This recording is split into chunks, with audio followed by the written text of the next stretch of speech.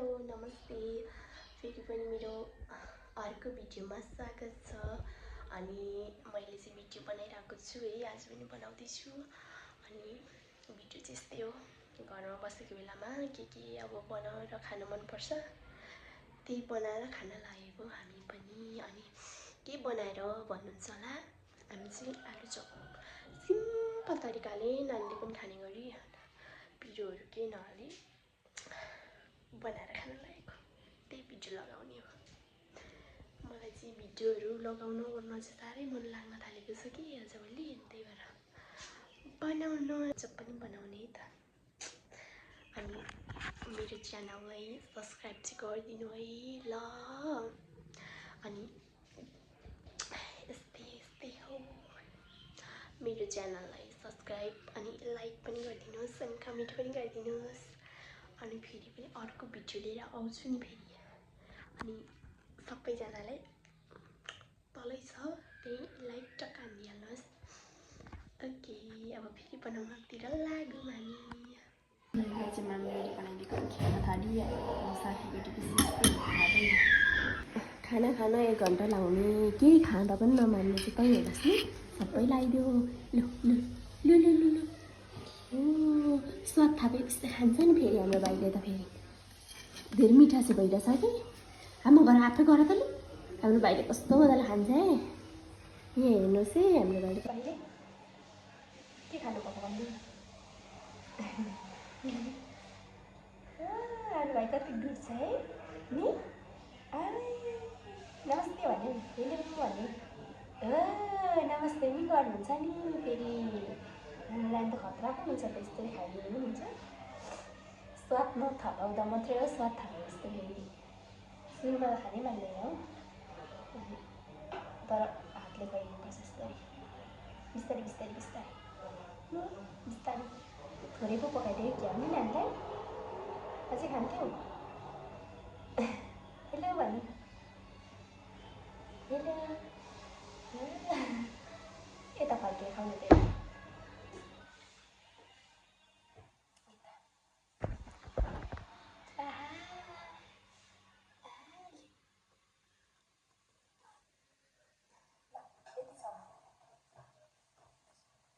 हाम्रो भाइले यस्तो मजाले खानुहुन्छ नि, यहाँ लाइट गर।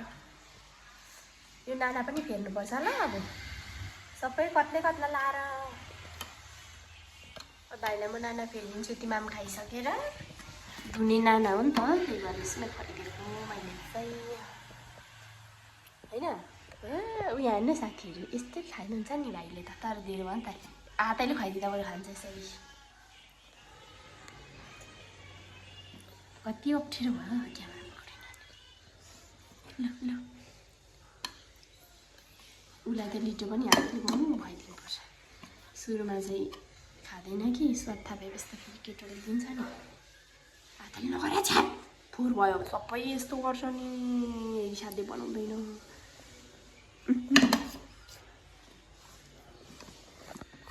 यो दुईजना खेलाडीहरूको पनि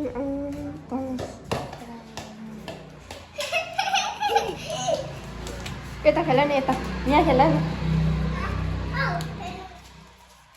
मलाई हान त, दादालाई हान त होला, दादालाई त पर हान त, दादालाई हान न।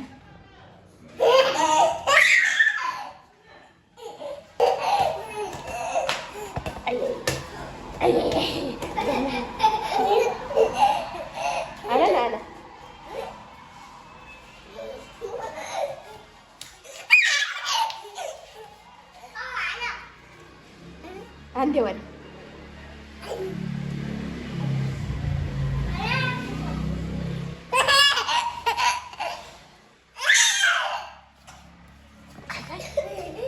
हान्थ्यो लु त, लडिन्छ चिप्लो छ त्यहाँ त।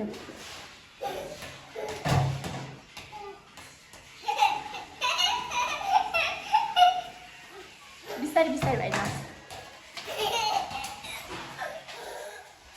हामीले चाहिँ आलु चपको लागि यो यस्तै मसिनो काटेको आलु छ, किनभने अर्को उसिनेर बनाएको आलु चप पनि मलाई मनै पर्दैन कि। त्यसपछि यो चाहिँ अलिक कुरुम कुरुम वाला हुन्छ जस्तो लागेको छ। पहिला पहिला खाँदा त्यस्तो हुन्थ्यो, आज चाहिँ यस्तो खालको बनाउन लागेको। यहाँ देख्दा चाहिँ कत्रा कत्रा आलु देखिरहेको छ तर सानै छ।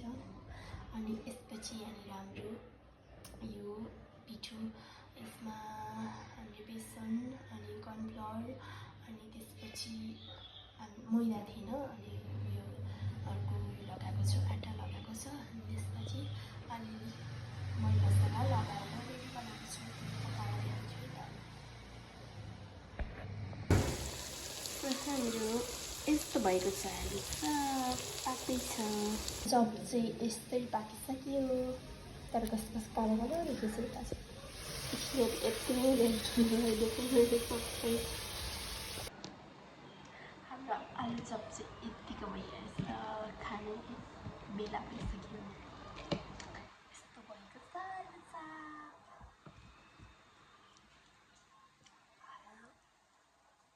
वाउ!